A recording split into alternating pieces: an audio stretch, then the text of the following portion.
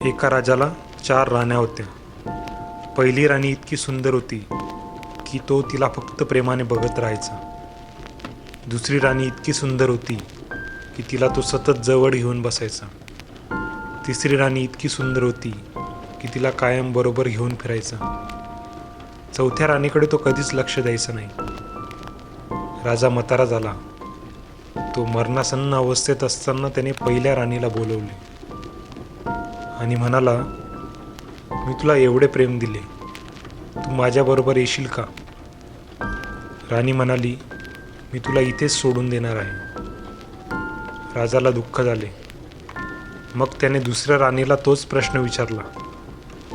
राणी म्हणाली, मी तुमच्याबरोबर स्मशानापर्यंत येईल, त्यापुढे नाही. राजाला अपार दुःख झालं. त्याने आशेने तिसऱ्या राणीला विचारले, तू तरी माझ्याबरोबर येशील का नाही? तिसरी राणी म्हणाली, मी तुम्ही गेल्याबरोबर दुसऱ्या कोणाबरोबर तरी जाणार आहे, तुमच्या जवळ राहणार नाही. आता मात्र राजाच्या दुःखाला पारावर राहिला नाही. तो विचार करू लागला, मी या राण्यांवर माझे पूर्ण जीवन घालवले, त्या कधीही माझ्या नव्हत्याच. माझे जीवन व्यर्थ घालवले, फुकट वेळ पैसा आयुष्य खर्च केले. तेवढ्यात राजाची चौथी राणी तिथे आली, जिच्याकडे राजाने कधीच लक्ष दिलं नव्हतं. तिला अंगभर कपडे नव्हते, की तिच्या अंगावर मुठभर मांस नव्हतं, की दागिने नव्हते. ती म्हणाली, तुम्ही जाल तिकडे येईल, नरकात असो की स्वर्गात.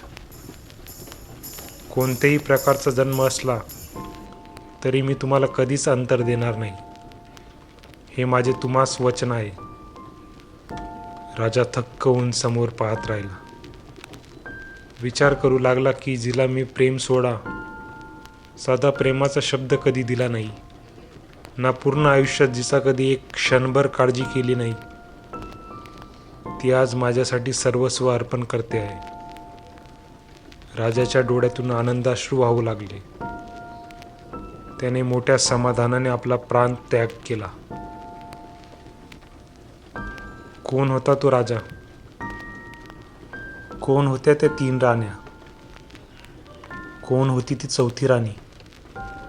इतके प्रेम देऊनही तिन्ही राण्यांनी राजाचा त्याग का केला? त्या उलट ती चौथी राणी, जिच्याकडे राजाने कधी लक्ष दिले नाही, पण तरी एवढा त्याग का केला? तो राजा दुसरा तिसरा कोणी नसून स्वतः आपणच आहोत. आपली पहिली राणी, जी आपल्याला जागेवरच सोडते, ते म्हणजे आपले शरीर, ज्याला आपण आयुष्यभर बघत राहतो. आपली दुसरी राणी स्मशानापर्यंत आपल्याला सोडण्यास येते, ते म्हणजे आपली मुले, आत्पेष्ट, मित्र, थोडक्यात समाज.